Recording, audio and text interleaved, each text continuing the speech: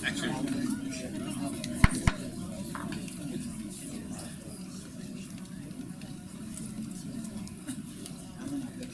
evening, everybody.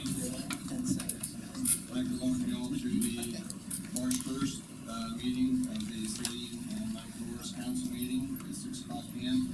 And I'd like to stand for a moment of silence and a pledge of allegiance offered by Mr. Rose.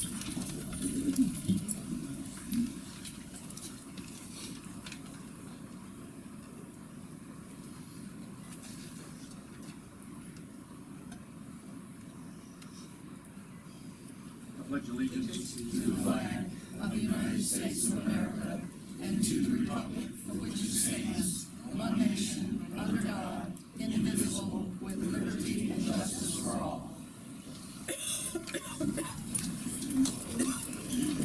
Ms. Jones, can I roll call, please? Mayor Jerome. Here. Ms. Tillett. Here. Mr. Rossett. Here. Ms. Rich. Here. Mr. Slavy. Here. Mr. Creel. Here. Mr. Willett. Here. Try to get a little quiet in the audience real good tonight, and we're going to have public comment on items that are not on the agenda. And I just want to remind everybody about the cell phones. Please turn your cell phones off and vibrate, whatever.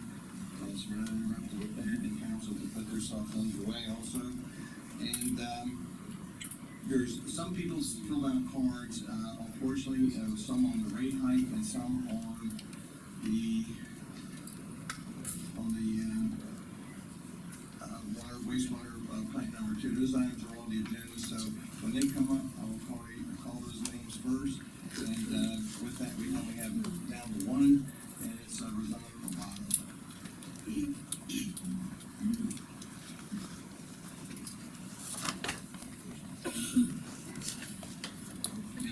Name, address. 3 minutes. I'm not that thin, no, I'm trying to get my I should have come down the way I thought. Sorry. Yes, Rosanna Bato, 541 East First Avenue, Mount Dora. Mr. Mayor, I'm requesting to speak directly to Mr. Pastu since my remarks are directed to him. Allow. So thank you very much. Mr. Pastu, I stand with many, if not all, of the best and brightest citizens in Mount Dora, including the 2 city council members who were wise enough to vote against accepting your letter of resignation. We believe that your departure is a significant loss to the city of Mount Dora. We regret the circumstances under which you will leave us and believe it will be difficult to replace you with someone who possesses your high level of professionalism and integrity. You aren't selected without a significant search process. As I said before, you don't strike me as a man prone to hysterics, so there is no doubt that what went on outside the public view resulted in the actions you chose to take. We admire you for putting your integrity and management expertise ahead of a paycheck. Your ability to write the 14-page SWOT report shortly after your arrival was impressive. You quickly identified our strengths, weaknesses, opportunities, and threats. You gave us a roadmap to follow to reach a desirable destination, including the importance of setting a long-term vision for the Innovation District to benefit from the tax revenue that it will generate.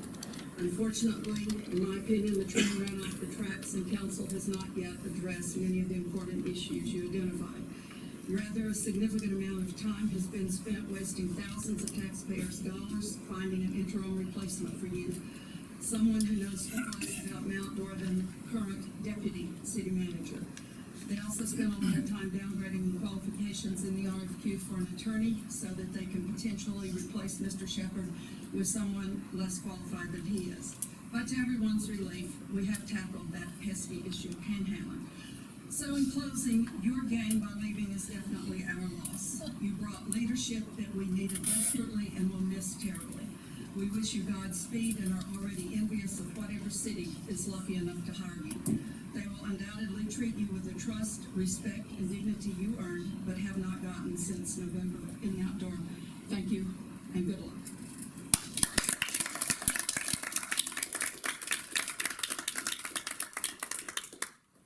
Is there anyone else who'd like to address the council tonight?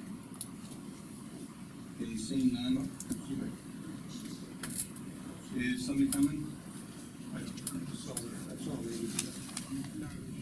No?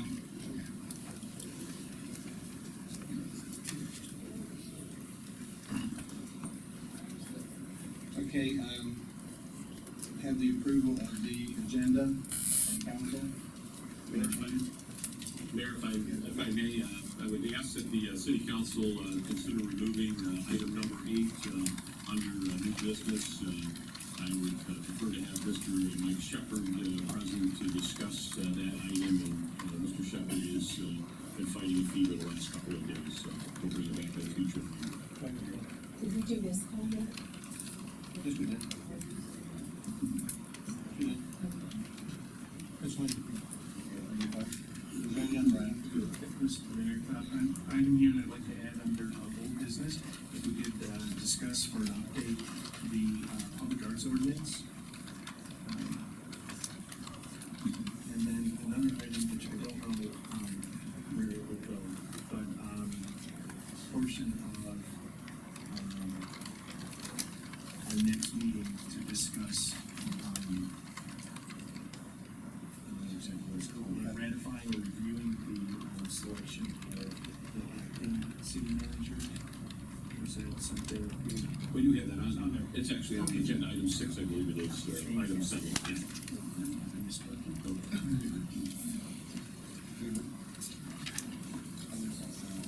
Where's your recommendation again, please? Well, just to make sure that we review that item for the next meeting, that we have those in agenda items.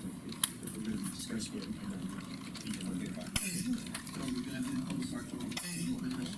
Anybody wants to have some questions on it? We're good to go? Yeah.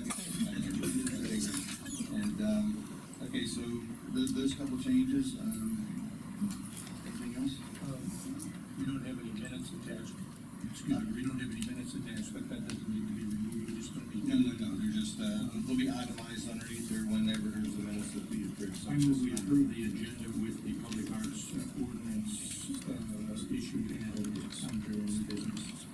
And remove the item number 8. Correct? That's correct, thank you very much. Is there a second? Second. Okay, all in favor? Aye. Okay, the motion passes.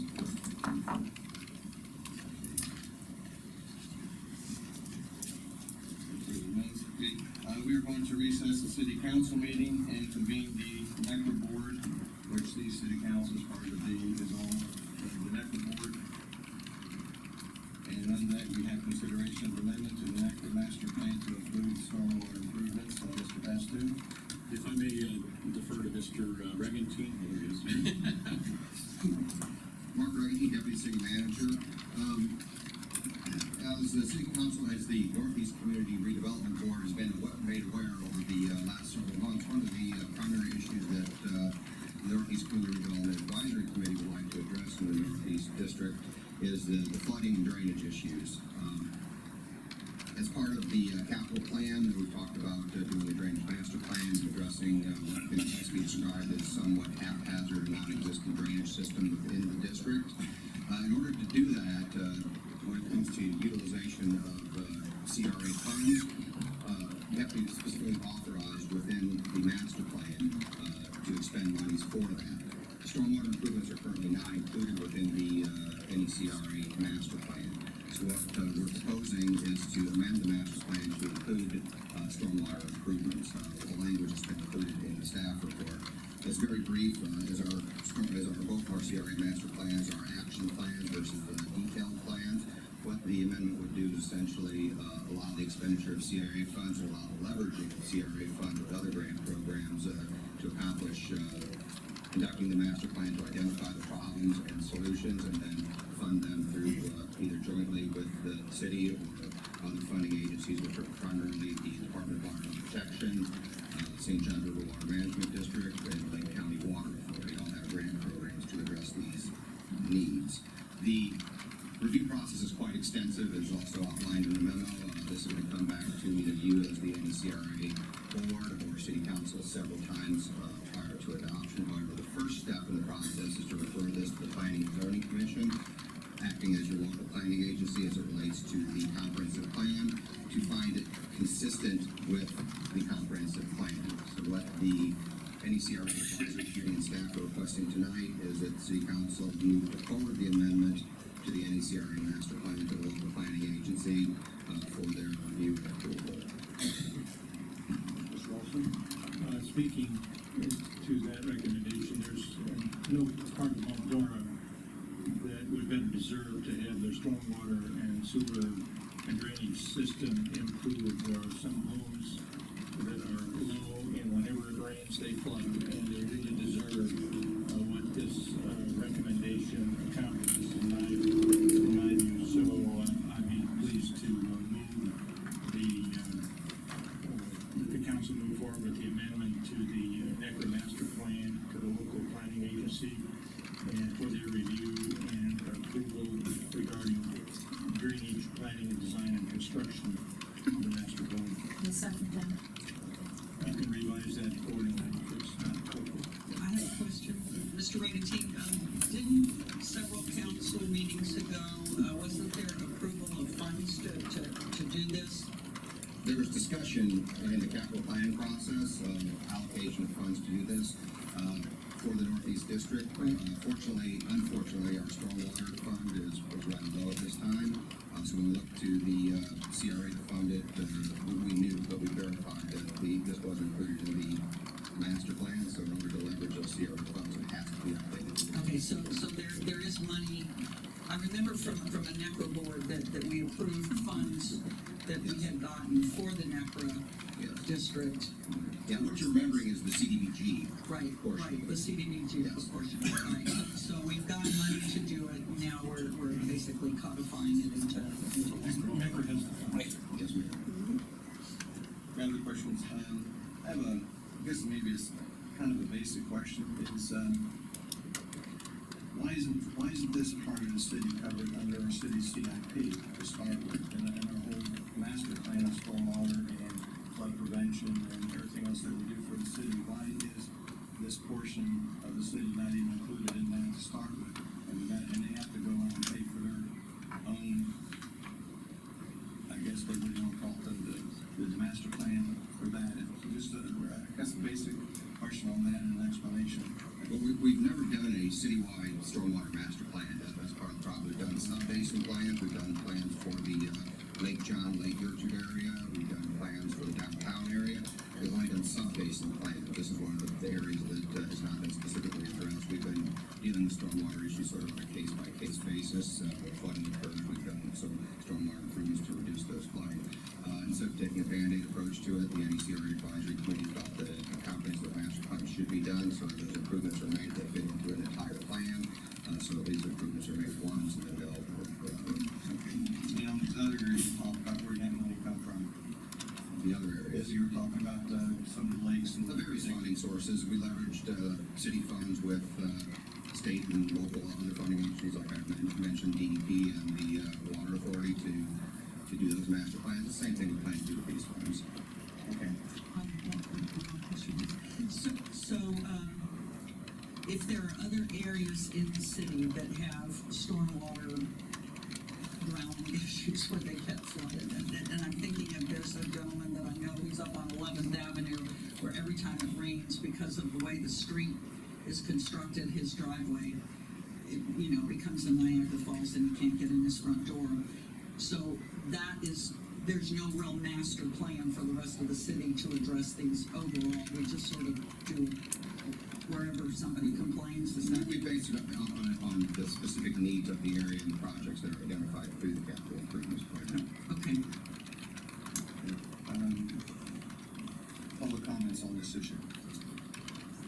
Anybody wish to address? Seeing none, back to the council. Any other? We have NECRA representatives here who can certainly validate it was a unanimous decision by the NECRA board to support. Oh, we don't question that part of it, but if somebody would like to address it, that's fine.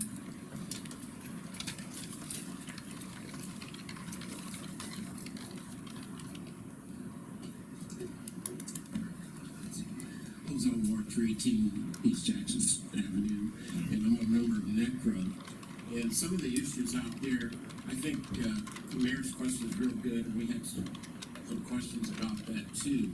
But the issues are of such severity in some places where people are actually having water encroachment into their home, that we need to do this drastically. And so we're all in support of having something done and making it work. Okay? Thank you. Okay. Have a, roll, please.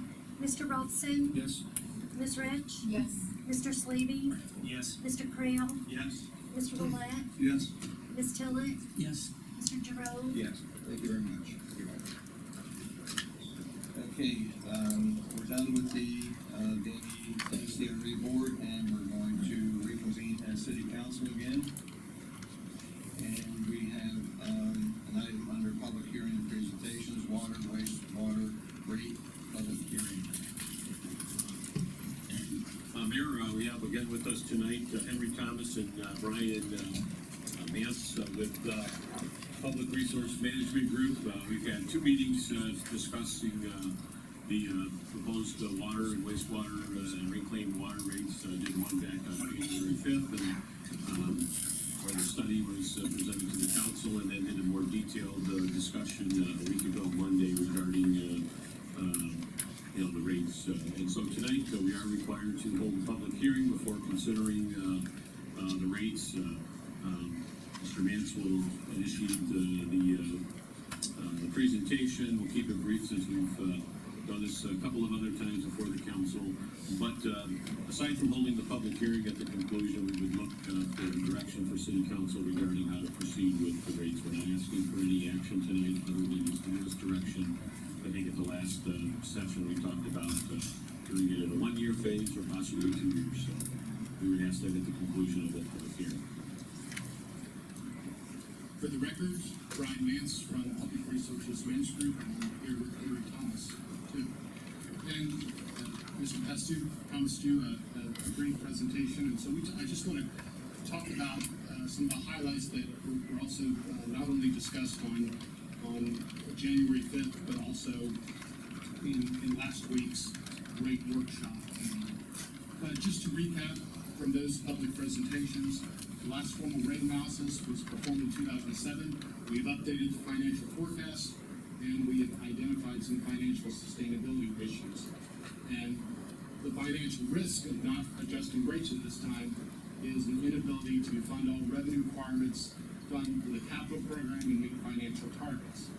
And also, there is a risk that user rates may be higher in the future because the capital needs of the system are not anticipated to go away, but they may be more expensive to address in the future.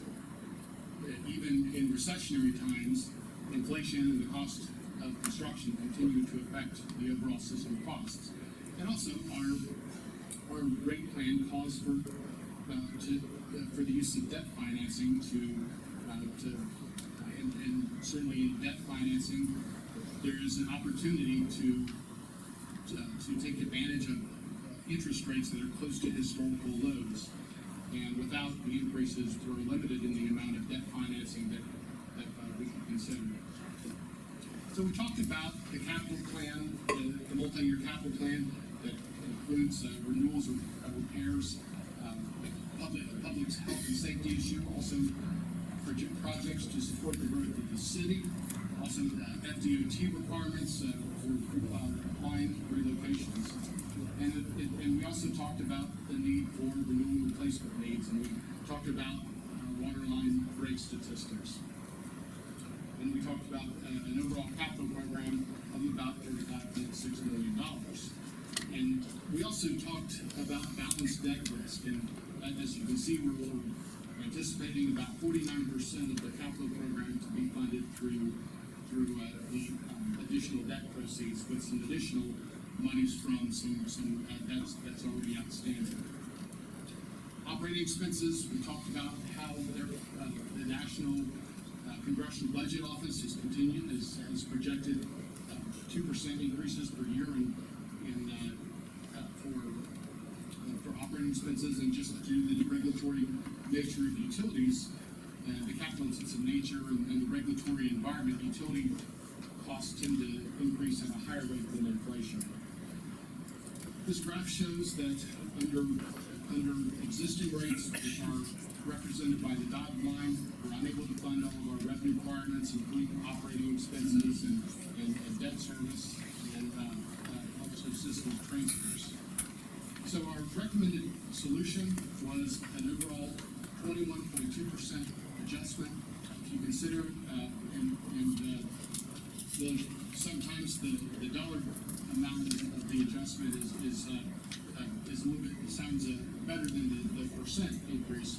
And for a user of 7,000 gallons, it's about $13.76 a month. And then after the initial 21%, we'd be looking at relatively inflationary 3% adjustments afterwards.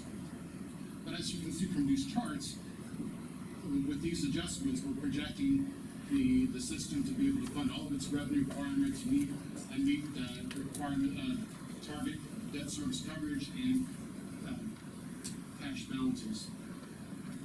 Now, in any rate study that we perform, we do look at different options for phasing in adjustments over time, and we as you can see from this top, the top shows the recommended adjustment. We did also take a look at another adjustment that calls for instead of a 21.2% and then a relatively 3% inflationary adjustments afterwards. We also considered possibly a 12.7 and a 12.9% over 2 years. However, we thought that one might, under that scenario, as you can see, we have lower cash balances in 2006, and we thought those were a little bit lower than what we would normally like to see in a utility fund, and so we thought it would be more appropriate to give more revenue up front. But another important takeaway of this chart is that our ability to phase in rate adjustments does depend upon our availability of cash. And of course, the phasing, since you're dealing with the time value of money, phasing can lead to higher rate adjustments higher rates over the future. For example, as you can see, that in 2017, under the first option, we're at about a 25.2% by the overall adjustment by the end of 2017. In scenario 2, where we phase it over 2 years, we're at 27.2%. So we would need to raise the rates higher with any phasing adjustment, not phasing option. Now, it's important to recognize that approximately 3,300 customers only receive water service. So approximately 3,300 of 9,600 water customers would only receive the water increase. And as you can see, for a user of 7,000 gallons, that's about $5.06. And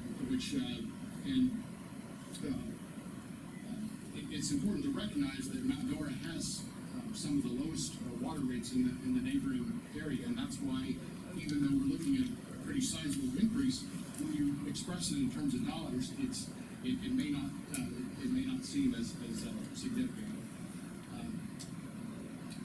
For wastewater, for a user of 7,000 gallons, which we talked about, is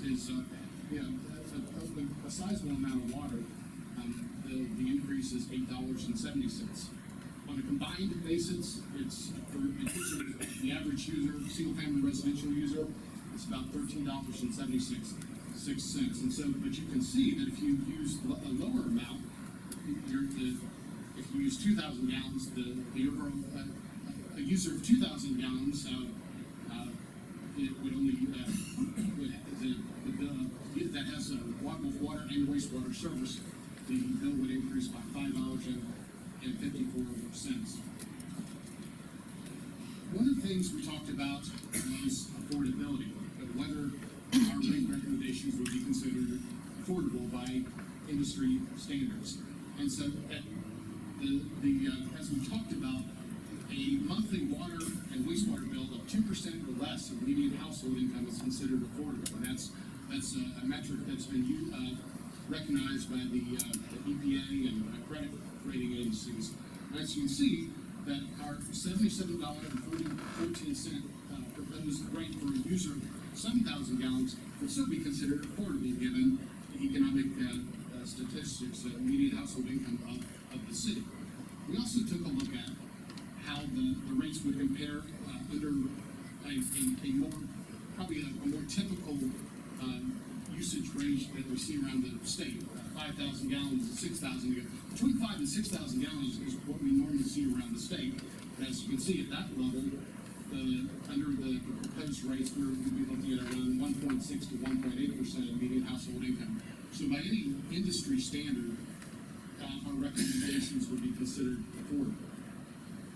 With respect to how the rates compare, as you can see, $77.14 is a little bit, falls into a little bit higher than the average of neighboring utilities. It's important to recognize that this is not a report card on how well utilities are doing. There are a lot of different reasons why rates differ among utilities, one of them being the treatment process, whether you have brackish water or fresh water, which brackish water being more expensive to treat. But another important takeaway from this chart is the number of utilities that are capitalized with an asterisk next to them. These are the utilities that are either involved in a rate study, they're planning to conduct a rate study, or they'll implement a rate revision or price index within the next 12 months. The idea being that as time progresses, Mount Dora's rates are considered to be remain competitive with those of surrounding communities. With respect to reclaimed water, as you can see from this chart, the average reclaimed water customer, and there's only about 1,350 in the system, so not everyone has access to reclaimed water. At a usage of 10,000 gallons, you can see that which is the average usage, the monthly bill would increase by $3.34 under the proposed rates. And as you can see, under the proposed rates would be close to the average of what the neighboring utilities are charging. We did recommend a price index adjustment clause. This is recognized as prudent by credit rating agencies, and this would be we're recommending 100% of the change in CPI plus 1%, but not less than 2%. And a lot of utilities throughout the state of Florida have such an adjustment clause, and it just helps you keep up with inflation, so you're not dealing with a significant rate shock down the road. We also talked about impact fees, which are charged to new growth, and the last formal review was in 2007. Since that time, the fees the city's been indexing the impact fees by the changes in the ENR construction cost index. We're actually recommending a decrease in these fees by, and we're recommending also that the treatment and transmission components of these fees be separated, and also that the wastewater fee be separated into wastewater and reclaimed water components. And the reason for the separation of the treatment and transmission components is so that it makes it easier to negotiate with developers for impact fee credits. But as far as our recommended fees are concerned, as you can see, the current fees are $6,331 per ERC, which are per ERU, equivalent residential unit. As you can see, that's on the right side of the graph. And our cost-based fees that we actually calculated for someone with just water and wastewater would be $4,640. For someone with water, wastewater, and reclaimed water would be $5,280. So that's a little bit of a decrease from where the city is at this point. Finally, we talked about miscellaneous service charges and how these are the kinds of charges that are assigning the cost recovery of these kind of services are shifted to the people that actually use the services, and to the extent that we can't that the city does not recover the full cost of providing the services, the cost of providing the service has to be borne by everyone. So it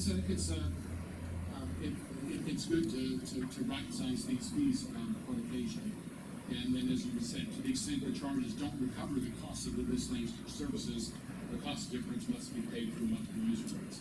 And we did talk about the difference, the difference in costs, and and how some of the increases just based on the fact that they just haven't been reviewed in a while to right-size the costs. So our recommendations to summarize is to adopt all the proposed water, wastewater, reclaimed water user rates for all fiscal years, including the price index adjustment clause. We're recommending that the city adopt the proposed impact fees and proposed miscellaneous charges, and certainly monitor the projected, the action versus projected financial results, and reevaluate the user rates and financial forecasts in perhaps 3 years. And as Mr. Pastu indicated, I think the idea is that we need some sort of direction from the council. That's good. Okay, good.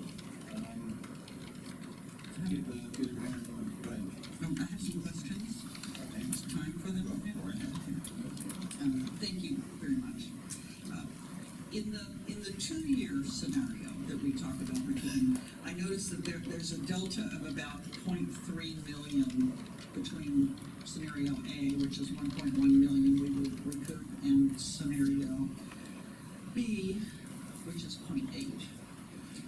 Can that amount of money be made up with a general fund transfer?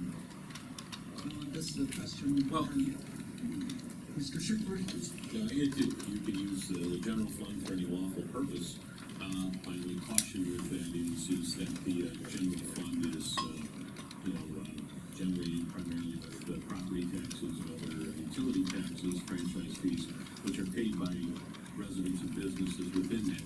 You have customers outside of the city that would be bearing the benefit to bringing those reserves up without paying the cost. But that's what you could, legally do. Well, I was curious as to whether that you could actually do that, and then that might, even though customers outside the city who don't pay property taxes might not be bearing the full That is great. share for that, it would also, though, on the plus side, enable not be quite so much of a financial burden on the people. You could soften the increase. You could soften the increase and still recoup the amount of capital that you need for that in that 1 year. My other question is, with an impending adjustment in electric rates, do we know yet what the overall impact on the average combined utility rate would be? We haven't done that calculation to see what the effect would be. And again, it would be very limited. It wouldn't be citywide. It would just exclusively be offsetting the decrease in electrical within our city electric utility and water and wastewater system versus those outside of the electric utility, primarily outside of the other side of 441, that would not receive that same benefit. Okay, and finally, any results on researching customer relief with the Roundup program? We need a little more work done to do that. The one thing that we will be looking at doing is amending the ordinance. There's some things I think we can look at to streamline the ordinance, and that would certainly be one of the elements from the policy standpoint that we can bring back to council for discussion. Thank you. I don't have any other questions.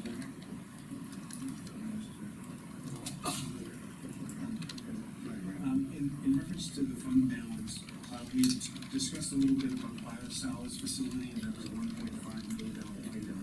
And I wondered if we were to not do that, would that, in line with what Ms. Tillett is commented on, make it possible to operate in scenario 2?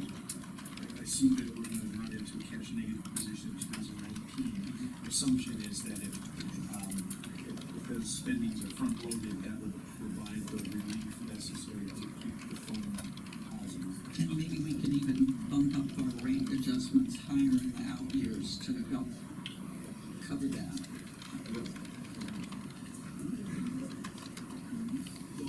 Mr.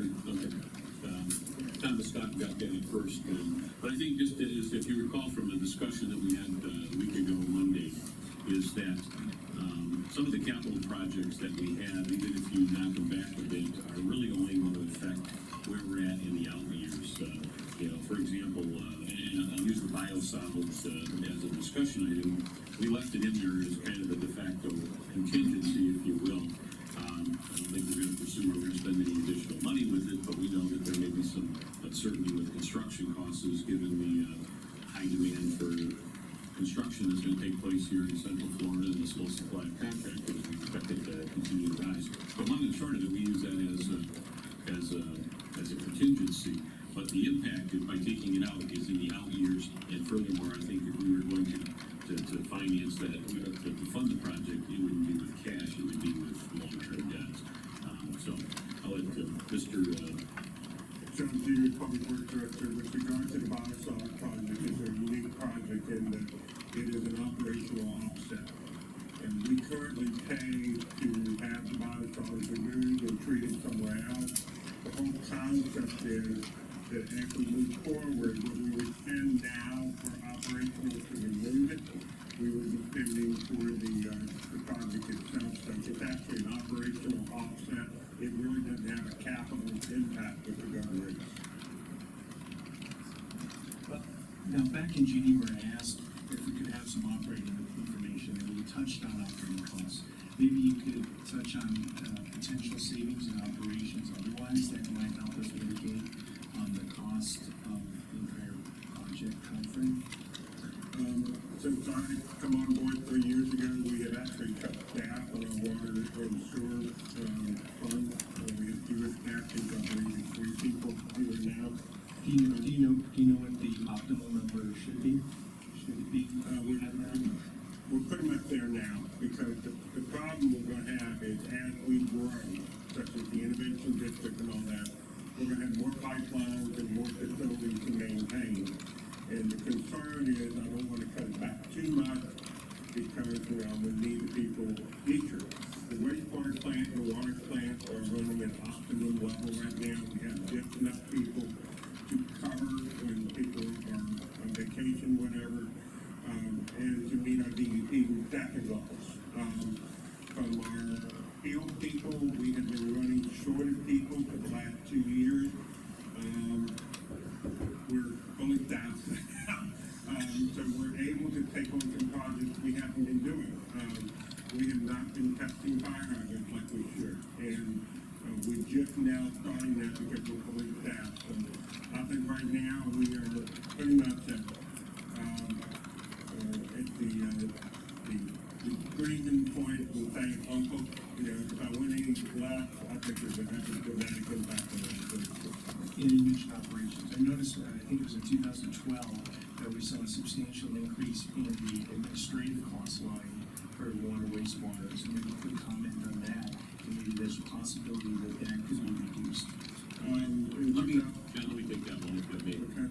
I know that one of the things that we have with our utilities is the administrative cost, and one of the things that will tell you through the process was a concern that came about from the staff management team, and we looked to essentially limit the growth in that.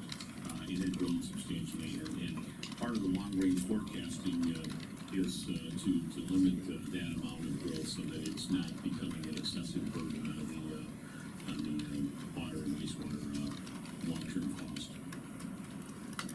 So, and then the other question I had, I guess, following up on the math, when you talked about the general fund, that it has about a $4.5 million balance, and I think about nearly 2 of that is kind of qualified, with the impact fee fund. Mm-hmm. So really, we only have, Couple million. but of that, we want to keep a balance of at least a couple million. Yeah. So I guess, there might be about $500,000 in the general fund to work with. That would be roughly the ballpark, if you're inclined to go that route. Right, yeah, I mean, I guess I wanted to say that while I'm pushing the behind money, it might be nickels and Yeah, it's not substantial, and it's certainly not gonna have a large impact on the rate impact if you were to do that.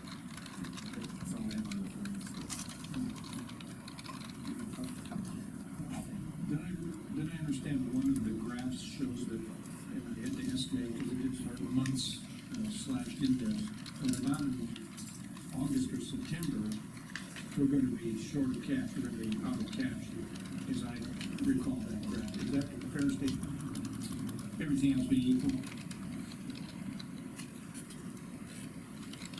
In other words, It is within, yeah, I pushing think a we look crisis at, level, right? yeah, it is at a crisis level. I think we finished the current fiscal year, September 30th, with a little over $200,000 for an $8 million operation, which is like woefully Yeah, I wanted to point out, I think it wasn't that one, it was another one, but I wanted to point out my understanding that this is not just a whole issue, it is approaching a crisis issue for the residents with regard to water and wastewater issues.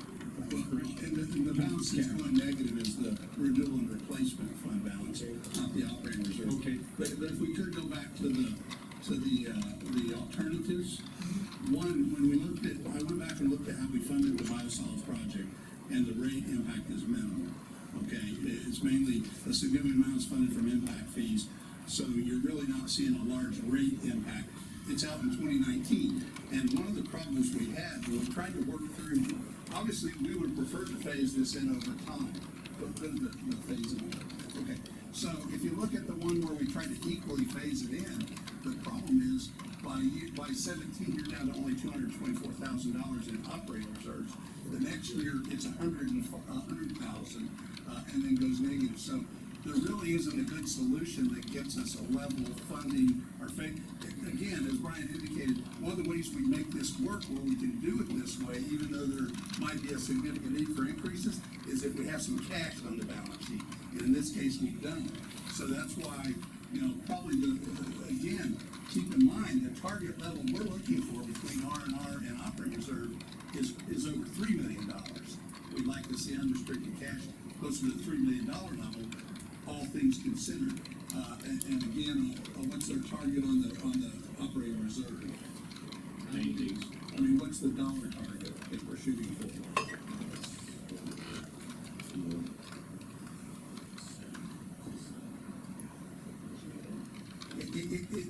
It really, from a fiscal standpoint, the biggest issue you're facing is the financial position of the utility today, not the spending going forward.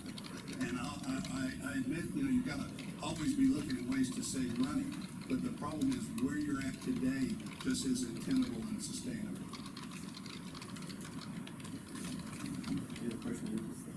I do, just sort of a comment. Someone mentioned the biosolids, that $1.5 million that was shown on the chart for biosolids, and I think we have a much better idea with that public-private partnership that will limit our spending toward biosolids. I guess I would suggest, I like the idea of keeping that as reserves.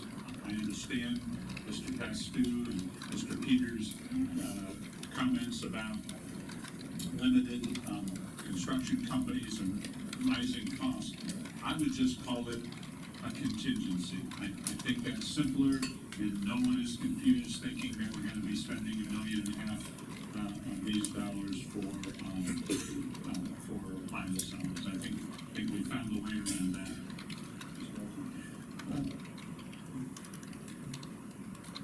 One of the things that we hire, one of the reasons we hire experts, technocrats, that are good at what they do, such as you folks, is that you come to us with recommendations, you respond to our requests, you tweak numbers to try to help make things work for the taxpayers. One of the things that's difficult for me at a policy level is to second guess details that you know far better than everybody in this room. And you've made three recommendations, or three scenarios rather, two scenarios and one recommendation, I should say. There would be a tendency by people at the table, including me, to want to say, well, let's do instead of scenario 1 or 2, let's do scenario 1A and tweak those numbers, which creates all sorts of different scenarios. And it seems to me that your recommendations the recommendation of scenario 1 at least is something that you've studied and haven't made the recommendation foolishly. You've made it considerably and considered it. So it's hard for me to try to, from my standpoint, do I'd like to, for the sake of the residents, I would like to have nothing happen so that they can keep low water rates. But we're going to go broke, in my words. And so it seems to me the very least recommendation should be scenario 1 that stays over 2 years and then lower that for 2 years. I don't have a problem personally, but I certainly respect those that have difficulty with the recommendation of 21% initially. It's far better for the city and the health of the city as a business to do the recommendation, understand that. But if we can support it, with tweaking it with the first scenario, 12.7 and 12.9 over 2 years and then back to the 3%, I would feel comfortable with that if that works for the city. And that's just a comment. We're looking for a recommendation, and that would be my suggestion. I appreciate that. Okay, Mr. O'Hara, I'm sorry. I noticed in the program there you list line extensions, and I'm assuming that's removed in the innovation district. The line extension would be 46 Grand Lake Road and Potterville Branch, and River and the Gulf part of what I call the Eastern Loop that would serve the innovation district and future growth in the JPA area, growth planning area with the county. I think that was $8.1 million I believe that's correct, yes, sir. Okay. What's the immediate need from that? I know we have to plan for the future, like $8.1 million without coming in. If I may, yeah, I think in answering your question is somewhere in early 2017, you're looking at a bond issue in excess of $10 million to just literally do the utility relocations associated with the remainder of 441 and 44 as well. Those two, as well as some of the other projects. So I started 10 million, and maybe substantially higher, maybe as much as 13, 14 to address what we see.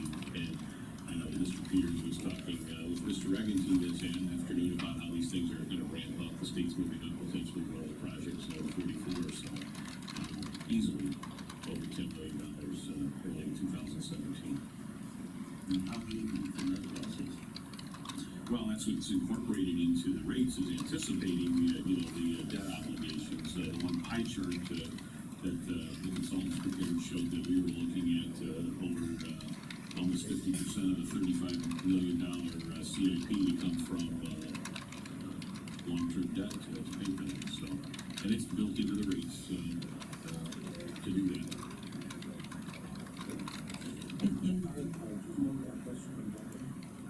Now you ran out of questions.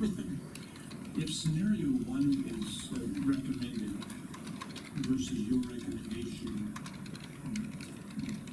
would accepting that have a negative effect on the bond rate because it wouldn't produce enough cash right away and the bonding agencies would say, oops, we have to adjust our rates accordingly? Would that have an effect on it if we don't do it? They have the chart that deals with the coverage requirement. If you want to go back to that, I'll let Mr. Thomas or Tobias talk about that. When you're looking to access capital, there's two things they look at. They look at the cash flow, which they measure because you issue debt as a municipality. Your long-term debt in the past has been revenue bonds. So one of the things they look at is debt service coverage. That's basically the cash margin after payment of operating expenses available to pay the debt.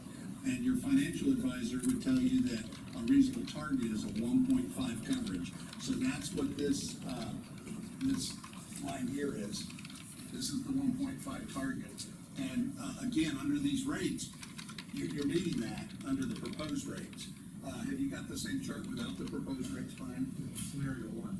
Okay, this is scenario, don't know, do we have any, the charts for the alternative scenario? No, you know, again, But I think when we looked at it, because we did look at that as one of the considerations, that if we went with scenario two, and I suspect that they would have offered that if it didn't meet the coverage requirements. Yeah. the issue really is the other side of it. In addition to looking at cash flow, they look at cash balance, and they look at your reserve position, because obviously that's how you deal with contingencies and such. So that's really the driver to what we recommended, which was the larger increase up front, was the cash position. Now, that's not to say, you know, a lot of the debt we have built into this is based upon borrowing from the DEP SRF funding sources, which are a little different than revenue bonds. But you do have some outstanding revenue bonds, and you do have a credit rating, and you know, depending on circumstances, it could suffer. You know, again, as long as you're meeting your coverage requirements, you're probably not gonna get downgraded. We haven't looked at that credit ratings in a long time though, so. I can tell you that one of the things that, you know, the rating agencies often say is that improving your cash position is one of the best things you can do for improving your rating. Your cash is king. But they look at a number of factors, including the management, and you know, they look very broadly at it. They don't focus strictly on those two factors. So although not optimal, what you call scenario one, which would be spreading this chunk out over a 2-year period, would not have a negative financial impact, if we could figure out a way to bump up that first year's capital requirement from 0.8 to 1.1. Now those, make sure we're interpreting that chart correctly. That's the cash, the working capital, or the unrestricted cash balance at the end of each year. So it's not what you're spending in that year per se, because a lot of the spending we're using debt in the early years. But that one in particular is the balance. And again, you know, we're talking about an $8 million system, and a system that has aging infrastructure and needs. The question becomes, what happens if you have some failures in the system? Or do you get the cash to do that if you're out of reserves? So we would have that 1.1. You'd have under the alternative scenario, it's 800,000. 800,000. Yeah. But I'm saying that, but if we found a way to say transfer 300,000 from the general fund into that, that would bring that up to 1.1. So then we would have what we needed in that if it was required. Is that? If you have a way of supplementing that, yes, obviously it would help. Now, I will say, if you go back and look at your financial statements for go back several years, you know, you've never been at only 800,000. You have had some years where you spent down your reserves pretty good though. And again, that 1.1 million is probably in the neighborhood of, I think maybe the worst year recently was like 1.3 million. So again, what we're suggesting to you is over time, we need to work on this. And even our rate plan doesn't solve it in the first year or first 2 years. Yeah, see, my concern has been the phone calls that I've gotten from constituents who are living on fixed incomes and who are saying that even though the majority of people that I have talked to in my district are not looking at a $13 monthly increase. They're looking more at maybe like an $8 monthly increase. But some of them, that $8 is the copay on a prescription. I understand. So that's why I'm trying to figure out if there's any way at all without damaging the financial health of the city to be able to help mitigate that for a large percentage of people, because we do have a large population over the age of 65. Clearly, when you increase rates, it has to be considered in individual budgets. Now, you know, our perception is that overall, based on the incomes in the area, the rates, even the proposed rates, are technically affordable. But anytime you make an abrupt change, you're gonna raise people's interest in what's going on, and they're gonna be concerned. So yes, $8 is not an inconsequential amount for an increase in a monthly water bill. I think, again, the key to this is that part of the reason we're here is when you let the financial position deteriorate, it's always harder under rising costs to bring it back. I That's what you're understand faced with. completely, Frank. Yeah, unfortunately, I think we're in a position here where we have to have a rate increase, just a matter of how much and what level and what option we're gonna choose to do to make sure that we don't have a major impact. And just a little on what Mr. Wilson has stated as far as, using the consultants, using our experts, I appreciate all the experts that we have come in here and do the jobs that they do for us, because there's no way we can put together ourselves as a city council, a rate study, and in-house we have difficulty also, don't ever have the expertise, just the time factor to do that. However, the city council does have the responsibility to ask questions, and I want, just because we ask questions doesn't mean we're against things and whatever, just that we're asking the questions that we feel that we get from our constituents, like Ms. Still has. Like I got an interesting question earlier today, which I apologize if I maybe bring to somebody earlier, but, and correct me if this is not a true statement, because I haven't had a chance to check it out.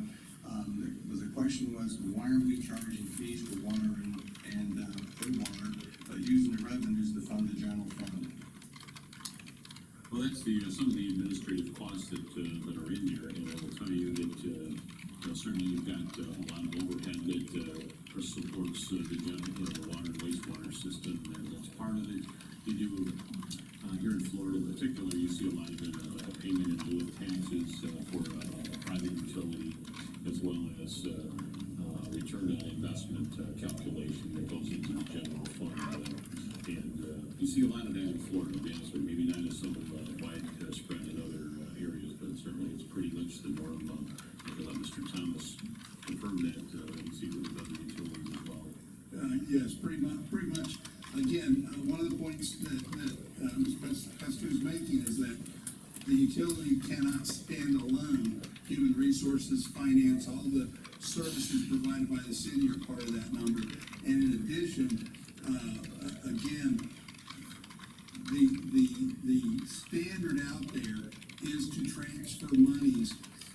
Let's take in lieu of franchise fee, in lieu of property taxes. If you had a private utility that was serving the community, the city would have the benefits of property tax revenue, franchise fee revenue from that private utility that would be added to the customer bills of a private utility. So municipalities in Florida has a practice, have said, well, the city should get some of that to help defray their costs of operating the city, as if it was a private utility.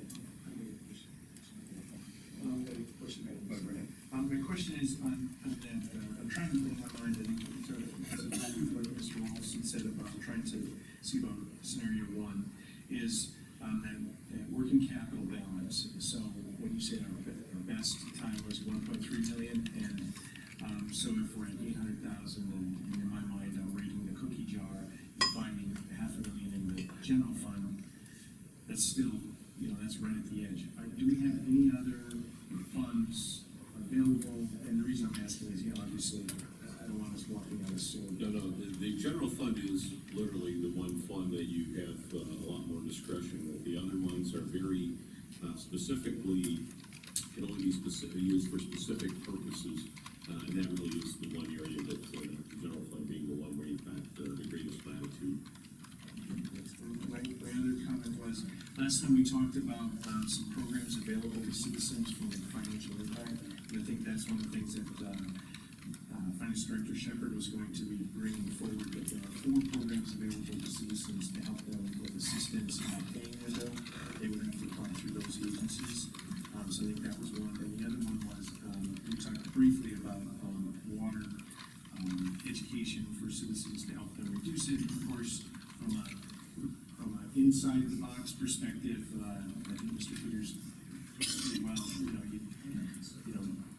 More water's more better for the more funds, but for the citizens, that wouldn't necessarily be the same case. So, anything that we could do to help teach those folks to get from whatever gallons down, if we can find a way in the budgetary process to enhance that or bring that back, I guess we prefer to say. I think that would be important. You just always keep in mind, the less usage, the less revenues, so keep that in mind too. And clearly, customers that irrigate have the most discretion to control their bill. Yeah.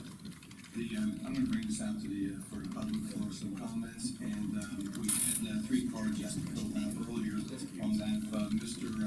Richard Riker, if you would, avoid name, address, 3 minutes. Thank you.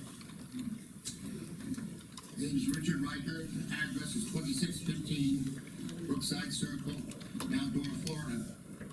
I'm the president of the Homeowners Association of Dora Pines.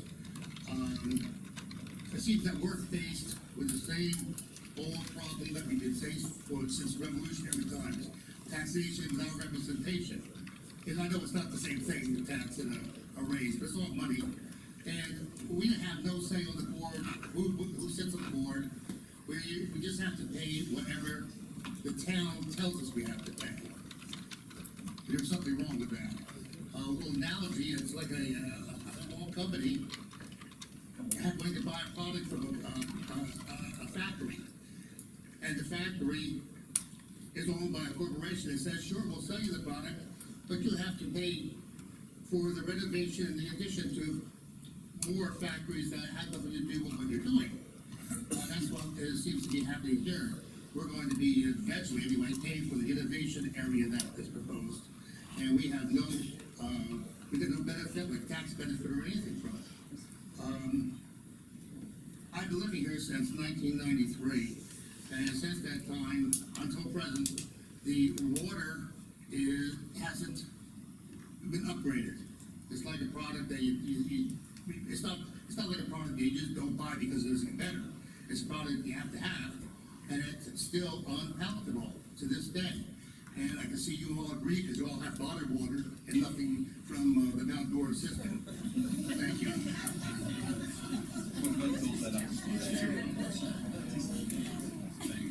Good observation, thank you. And, next we have the, Annette, Farrar. Thank you.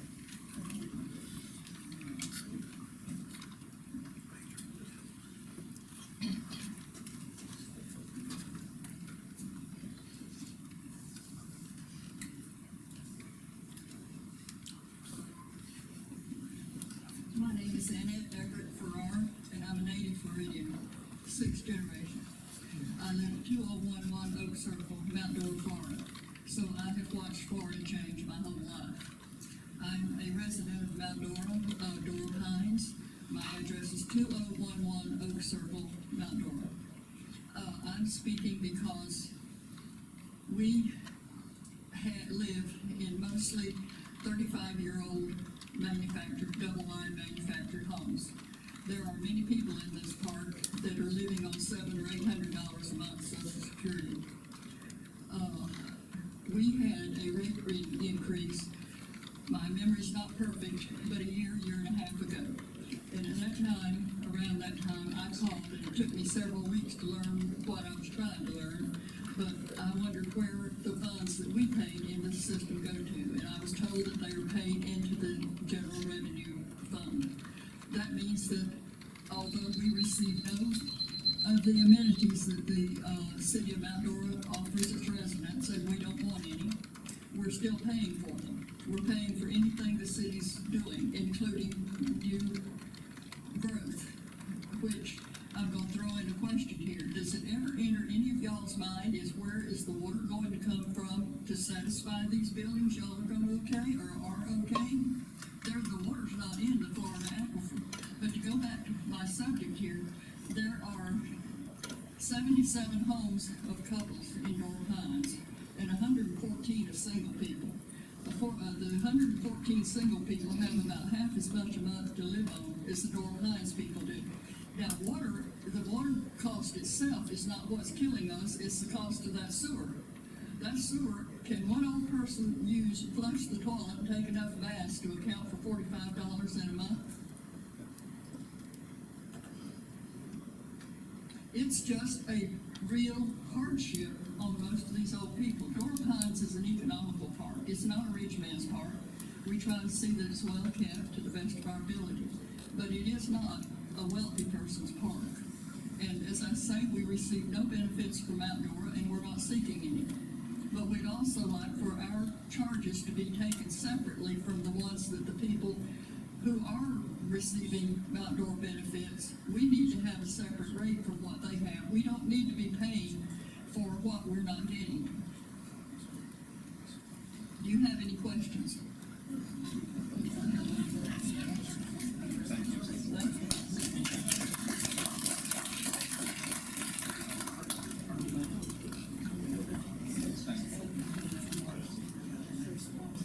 Elizabeth Reinhardt.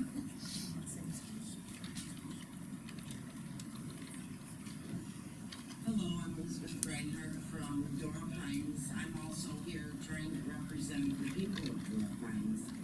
Like Annette said, you know, we do have a large amount of people that are living on very limited income. In fact, the water bill is more than our HOA. It's going up and up and up and up. There's not a lot I can say that the other people came up for Dora Pines and said, but I would hope you take it into consideration when you're voting on the increase, that there are a lot of people that really can't afford this. Thank you.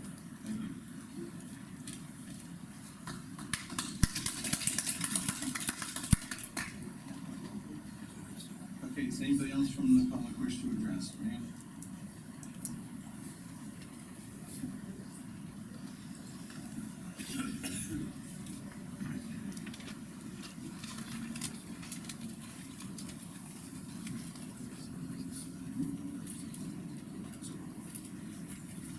Good evening.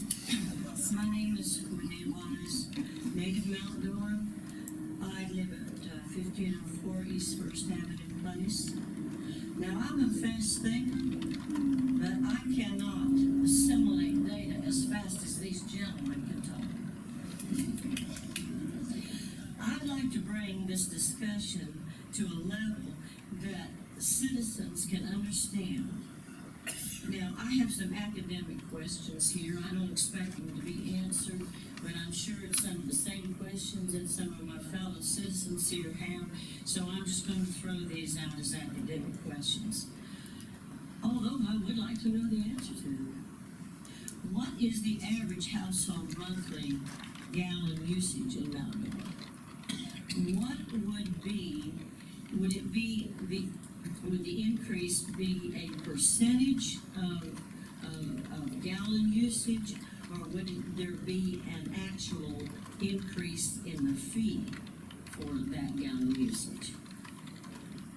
Would the increase be applied? Now, some of these may have been answered, but as I said, I can't assimilate as fast as people can talk. Would these increases be applied over a period of time, and what would that time period be? Would the increases be proportional to the water usage, or would it be a flat fee increase? I think that's probably a redundant question. Many of the citizens like myself are retired. Even though I am fortunate to have another source of income, I also get Social Security, for which there's been no cost of living increase in the last few years. And that really impacts on people who depend on Social Security and are looking at, nothing's going down. I mean, the cost of living keeps going up.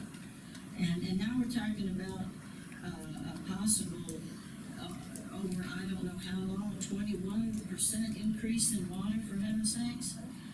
Although this water increase may be necessary, I guess. I can't assimilate it that fast, but I guess it's necessary. Please explain to us in layman terms what this is all about. Thank you so much. Mr. Cummings, while those questions are fresh, would you answer just a couple of those questions real quick? Sir, you can sit down, Ms. Wise. Good last name. Okay, so the water and wastewater bill includes two components. The water bill has a base monthly charge, and then there's a usage charge based on metered water use. The average use in Mount Dora statistically is 7,000 gallons a household. So that's one of your questions, what's the average use, 7,000 gallons? The rate increase as proposed is applied to both the base charge and the usage charges. So to the extent someone can modify their water use, they can control some of this increase by using a little less water. That impact, if you were at 7,000 gallons and you use 5, you'd have some savings there because it is applied to both the base charge and the usage charge. In the case of the wastewater bill, because we don't meter wastewater, we have a base charge and a usage charge based on the water use, with the exception that it's capped to reflect the fact that as you use more, you're likely irrigating, and that water doesn't go back in for treatment in the sewer. So again, the lower uses, there is a usage charge applied to sewer as well, and the rate increases are applied to both the base charge and the sewer usage charges. Was there anything else that?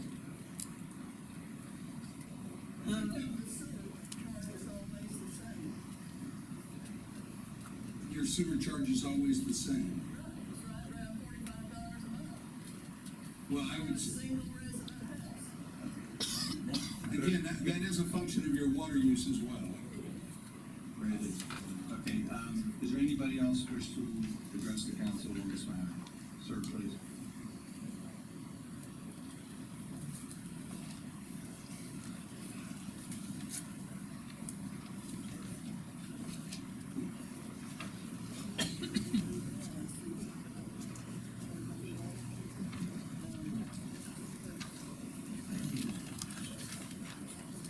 Good evening, I'm Dave Baker. I live at 3240 Mary Lane, over on the west side of town. And I got this thing about the proposed wastewater reclaim rates. And I'm sorry, but all these folks have talked in a totally different language than what's on this piece of paper here. Okay? They talked about gallons. This talks about hundreds of cubic feet per 100 cubic feet. And I can't make that come together. The only things that I can see is, like on the second page here, they talk about meter installation charges. And for the different size meters, it pretty much averages out to doubling. Why all of a sudden, with the cost, have to double? Couldn't it go at a smaller increment? What time frames are we talking about? Are these charges that have been in effect for 5 years, 10 years, 15 years? Honestly, this stuff does not make sense to me. For instance, there's a column here that says April 16th inside and April 16th outside. In other words, it's going to be cost different if I take my shower inside the house or I take it outside the house. You know, I'm a plain talking, plain thinking guy, and I can't understand this stuff, okay? One thing that hits a note too, all services except irrigation, the lower usages have a higher percentage increase than the guys at the top. In other words, when you're talking about 0 to 1,200 cubic feet per 100 cubic feet, inside is going up 32% and outside 32%. What's the difference between inside and outside? Can anybody tell me what that is? Yes, they will. They will tell us all of that real quick. It's resident, non-resident. There you go. In city, out of city. Thank you. Michael, You're outside. anyways, I'm inside the city. Oh, you're inside. Trust the door finds us You outside. better believe I'm inside. And the city of Mount Dora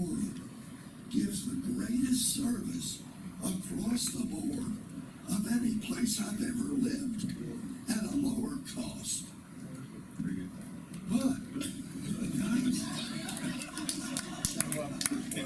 the guys that use the most, when they're talking over 3,600 cubic feet, 400 cubic feet, that's only going up 12%. So in other words, you're punishing the folks on the low end of the usage scale, and the rich guys that live on the plantation and go on those 7-acre, water those 7-acre yards are getting a break. 1%. Since 12% pay. But anyway, if you could hire experts that would talk in taxpayer words, we'd appreciate it a lot better. Thank you for your comments. We had those comments in our hearing last time, and all on that about the difference in the nomenclature on what you're looking at and what's being presented a lot of times. And I think future presentation, make sure our water bills can reflect something a little differently than what we, we're always talking on the same scale, so people know what we're talking about, and I think that would be very helpful in the future. Anybody else wish to address the council? You inside or outside? Josh Maggie, 117 East Fifth Avenue. The one observation I have is that I noticed there wasn't any sort of studies or rate reviews done since 2007, and I find that kind of puzzling because if, not to use the phrase, if the job is being done right with all the impacting changes coming up with 429 and the Innovation District, it seemed like there's some attention would have been put to putting aside some of this money instead of having the taxpayers having to take it on as a burden of one big wall. I also know that by 2017, hopefully the Innovation District is on its way, and there's probably going to be some large impact fees coming out of that.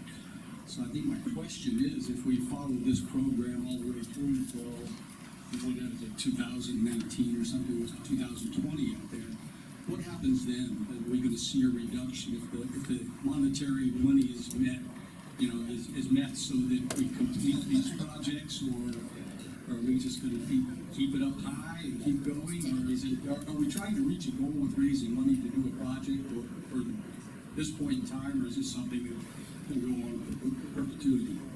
I think probably at that point, we're going to be looking at another restudy, but I think that's one of the lessons we learned out of this whole process, that 10 years is way too long. You just cannot do this to the public and have these kind of rate increases, gradual, slow increases as we go along. Because although you have to have increases, everything goes up in life. So it's a little thing like that I've noticed in my Social Security check, that keeps going down. Other than that, everything else keeps going up.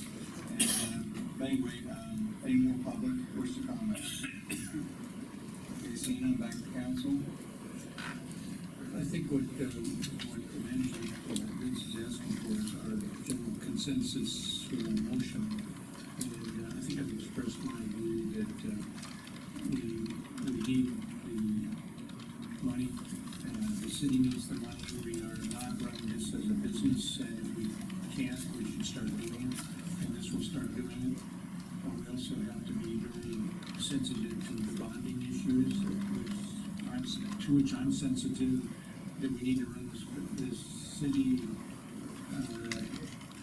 in a good business manner, which bonding agencies would expect, and if not, we pay the price in interest rates.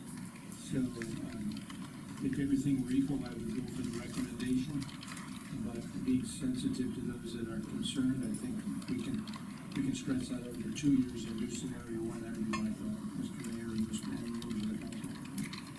Plus, with the other recommendations that are added into that, the service charges, like the roundup concept we've talked about, and I think we talked about implementing or discussing it as a process to round up, using that money to perhaps help subsidize roads in other ways that are need some support that isn't there. And I think I'll keep up. The price index adjustment, is recommended, and I think we should support that.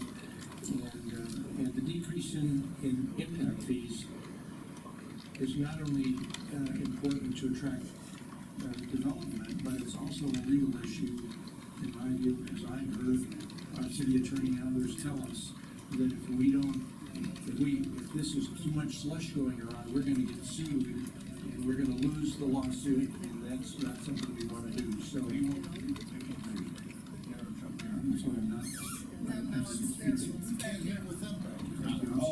Ma'am, I'm here, but anyway, please, comments, and there'll be one council meetings up here. Thank you. So I recommend that we follow the recommendation, except do scenario one, follow the other recommendations, and my suggestion for the informal vote. Any other comments from the? I was wondering if we had any other options as far as bonding, municipal bonds. Well, I think that, When you have this money involved instead of our own. well, actually, there's, legislatively, we're looking at a potential grant for the project that our lobbyists have been working on for us on behalf. We're still gonna be a long way from it, but given the magnitude of the dollar amount, that, to be honest with you, I don't see you're gonna get over $10 million without going for issuing long-term debt. And the reality of it is they're gonna be longer wastewater revenue bonds to pay for it. That's the practical end of it. We talked about the workshop last week. The other alternative is referendum. Again, you get the issue of outside users not paying for their share of the benefit of the cost. So I do think that revenue bonds is the way that it is the practical way going forward for issuing this debt. There's no other sources that I can come up with to come up that quicker with that magnitude of cash that we projects. And future users won't be. Like Mr. Brown said, we had, it was 10 years ago, we had an audit, something to do with, keeping up with the rates and what our projected needs will be. We put something in place to keep that from, as we continue in the 3 and 5 years. Well, I think that's kind of, I'll tell you, part of it's a management issue that, it's a very dynamic environment out there. But I think you shouldn't go beyond 3 years and continue doing a reassessment. Mr. Hemingway kind of hit on it, I think, very appropriately, is that there's never an end to it. You have to continue to evaluate where you are, what new capital projects you have, what are your operating costs, what is your customer base to pay for them. So it never ends, but I think beyond 3 years, getting the dynamic economic environment that we are in will be too long. Could we get something in place now? I'm not sure what we could do to, other than just maybe a resolution indicating come back 3 years with it. Thank you. This, I would agree with several previous speakers. I guess my personal opinion would be to do this all in one, like pulling the Band-Aid off quickly, but I do understand that a number of families and in the community that graduated 2-year plan might be better for them. And I could go along with that because I heard Henry and Brian say at our last meeting that 12.7 and 12.9 scenario could work. But I do think we need to call the contingency and not biosolids. I also think that the bills, as the one gentleman said, we should go to gallons. That's how people in this country measure water, not in cubic feet or whatever. So I think that change needs to be made as well. But I guess I'm going along with what Mr. Olson said in terms of the 2-year proposal would accomplish most of what we need to do.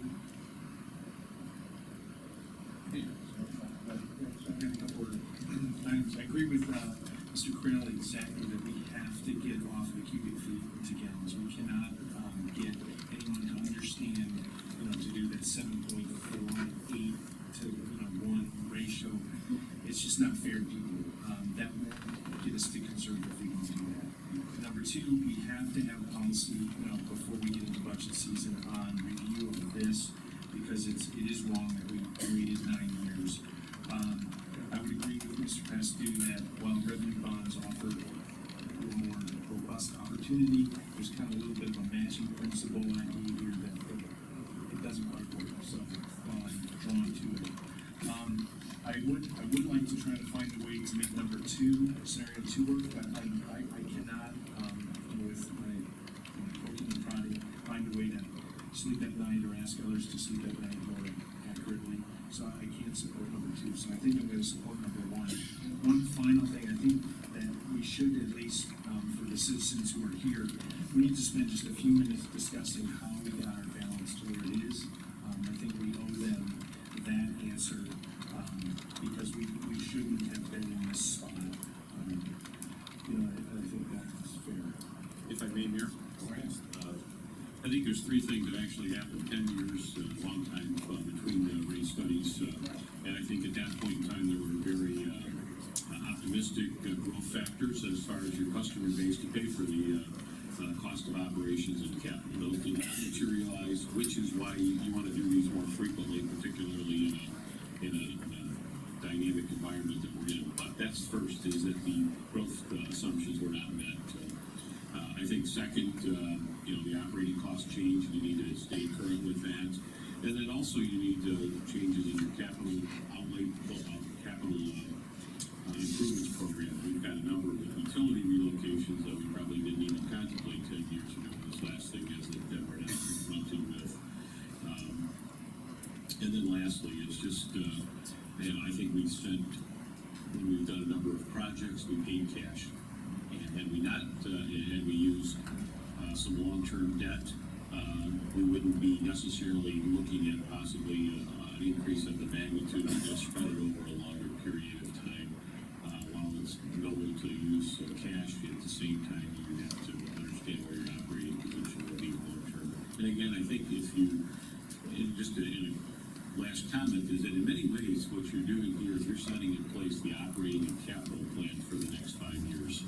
Now, I think you have to have a hard look at it in 3, but you've got a pretty good system to know where we're headed. And I think that's the other benefit of it. But, the cash, using it for some projects, I think Mr. Shepherd said over $14 million in last week's workshop in the last 10 years, which is pretty sizable. And we've done that and put some of that asset. And those assets will 50 to 75 years. And so, consequently, will far exceed even if you issue a bond debt. Those assets will be there well after that. So.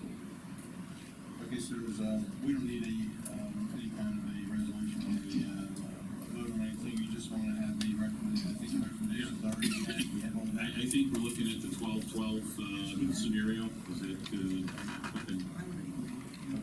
Along with the other recommendations. Along with the other recommendations as well. The other thing I may have to, with there won't be any action brought back immediately on the impact fees. Those require 90 days notice and have to be done by ordinance. So those will be coming back at a later date. Mr. Pestin? Yes. You probably want to go ahead and adopt them. Then you have a 90-day waiting period before you can implement I got you. them. Okay, all right. Thank you. We have, we need to adopt all the recommendations. Yeah, Mr. Thomas was saying, actually, we can adopt them along with the operating rates, the impact fees we can adopt at the next meeting, but they have to take effect 90 days down the road. So we've satisfied the public hearing requirement for those. Okay, so we're okay, we can move on. That's it. And I want to thank everybody for your comments and thank you, Clint, for helping us with this project. And I know you guys did a lot of work. It's a very representative that you put out.